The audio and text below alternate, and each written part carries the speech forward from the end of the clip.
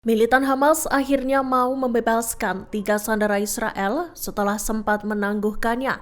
Diketahui, pembebasan para sandera itu akan dilakukan pada Sabtu 15 Februari 2025 sesuai dengan kesepakatan. Di saat Hamas sudah luluh, Israel malah ngotot meminta lebih banyak sandera dibebaskan. Dikutip dari Tribun News, Hamas menyatakan bahwa pihaknya berkomitmen untuk melaksanakan kesepakatan gencatan senjata.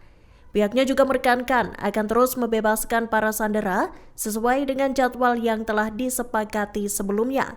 Sehingga pada Sabtu 15 Februari 2025, Hamas hanya akan membebaskan 3 sandera saja. Hal tersebut bertentangan dengan tuntutan Presiden Amerika Serikat Trump yang memaksa Hamas membebaskan seluruh sandera yang tersisa. Selain itu, Israel juga telah mempersiapkan pasukan cadangannya untuk bersiap menghadapi kemungkinan adanya perang lagi. Israel juga mengancam jika Hamas gagal memenuhi tenggat waktu dan tak membebaskan lebih banyak sandera, maka gencatan senjata akan dibatalkan. Menteri Pertahanan Israel Katz menyatakan, gencatan senjata itu dimaksudkan untuk segera membebaskan para sandera yang ditawan di Gaza. Ia memperingatkan, jika Hamas menghentikan pembebasan sandera, perang akan kembali melanda Palestina. Amerika Serikat menjatuhkan sanksi ekonomi terhadap Kepala Jaksa Pengadilan Kriminal Internasional ICC, Karim Khan, pada Kamis 13 Februari 2025. Seluruh aset Karim Khan di Amerika Serikat pun dibekukan dan ia dilarang memasuki negara tersebut. Diketahui sanksi itu dijatuhkan buntut surat perintah penangkapan Perdana Menteri Israel Netanyahu yang dikeluarkan oleh ICC. Dikutip dari Tribun News, Khan secara resmi ditambahkan ke daftar orang yang ditunjuk khusus dan daftar orang yang diblokir oleh Departemen Keuangan. Dalam sebuah pernyataan disebutkan bahwa ICC tak memiliki yurisdiksi atas Amerika atau Israel.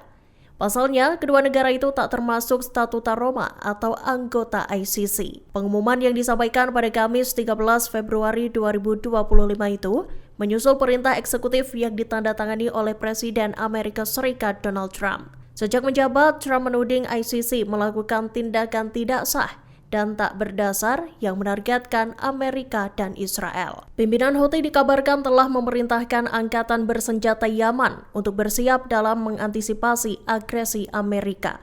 Yaman disebut bakal melakukan intervensi militer untuk mencegah rencana Presiden Amerika Serikat Donald Trump untuk mengusir rakyat Palestina dari Gaza. Pemimpin Houthi Sayyid Abdul Malik al-Houthi melayangkan ancaman pada Amerika Serikat Kamis 13 Februari 2025. Ia menyatakan Yaman akan bertindak sesuai kewajiban dan tak akan tinggal diam. Dikutip dari Tribun News, dalam pidatonya, al-Houthi mengatakan bahwa rencana Trump untuk merelokasi warga Gaza itu merupakan pelanggaran hak fundamental yang menjadi asal berbagai hak lainnya. Al-Houthi bahkan menyebut rencana Trump itu lelucon dan retorika naif yang datang dari pemimpin negara yang mencap dirinya beradab.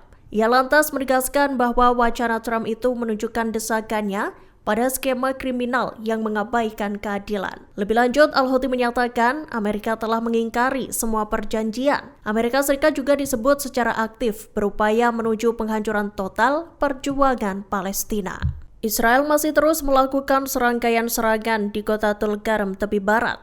Terhitung sudah 18 hari, pasukan Israel IDF melakukan serangan mematikan.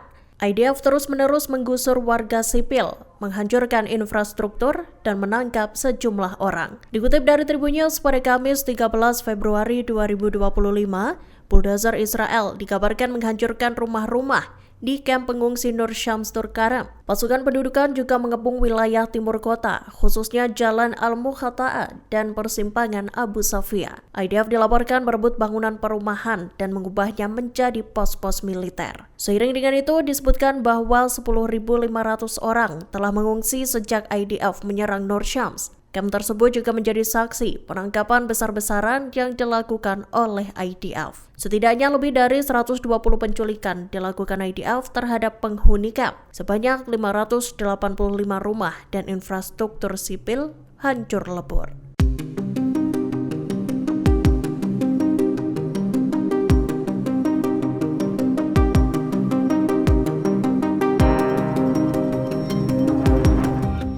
Hamas mengecam keputusan Israel untuk mendeportasi 3 tahanan Palestina yang baru-baru ini dibebaskan.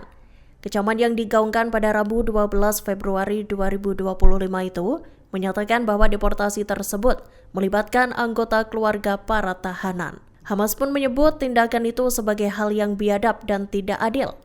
Dikutip dari Tribun News, Hamas menilai bahwa tindakan Israel itu merupakan strategi terselubung.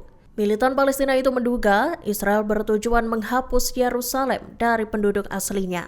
Menurut Hamas, aksi itu juga merupakan kelanjutan rencana Israel untuk memperluas pendudukannya serta yudaisasi kota tersebut. Respons Hamas itu menyusul pernyataan Menteri Dalam Negeri Israel, Moshe Arbel, yang menyatakan bakal mendeportasi 3 warga Palestina dari Yerusalem Timur.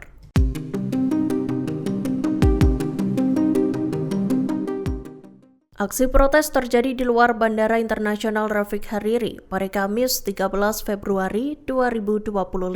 Para demonstran memblokir penerbangan dari Iran ke Beirut sebagai bentuk penentangan keputusan pemerintah Lebanon yang baru dibentuk. Seiring dengan aksi protes itu, juru bicara militer Israel Avichai Adrai mengklaim adanya penyelundupan dana di pesawat. Ia menyatakan Korps Garda Revolusi Islam Iran atau IRGC telah mengeksploitasi pesawat sipil untuk menyelundupkan dana yang dialokasikan untuk mempersenjatai Hizbullah. Adrai mengklaim dana itu untuk menyokong Hizbullah dalam melakukan serangan terhadap Israel. Dikutip dari Tribun News, Adrai menegaskan bahwa IDF tak akan membiarkan Hizbullah mempersenjatai diri.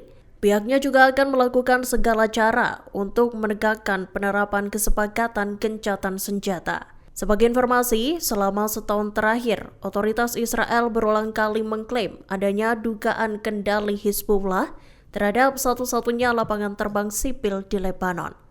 Namun tudingan itu dibantah oleh juru bicara Hizbullah. Militan Hamas merilis 3 nama sandera Israel yang akan dibebaskan pada Sabtu 15 Februari 2025. Diketahui ketiga tawanan itu berjenis kelamin pria. Mereka akan dibebaskan dalam gelombang ke-6 pertukaran tahanan yang sempat ditangguhkan oleh Hamas. Dikutip dari The Times of Israel, pihak Zionis telah menerima nama ketiga sandera itu dari mediator Mesir dan Qatar. Ketiganya adalah Sasa Trufanov, 29 tahun, Zagui Dekelchen, 36 tahun, dan Yair Horn, 46 tahun.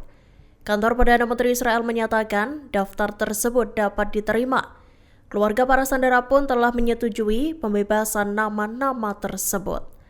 Sebagai informasi, Hamas akhirnya mau membebaskan ketiga tawanan itu setelah sebelumnya menunda pemulangan mereka. Hal itu lantaran menurut Hamas, Israel banyak melakukan pelanggaran selama gencatan senjata berlangsung di Gaza. Namun lantaran ingin mempertahankan gencatan senjata, Hamas akhirnya setuju untuk membebaskan ketiga sandera itu. Download Tribun X sekarang, menghadirkan lokal menjadi Indonesia.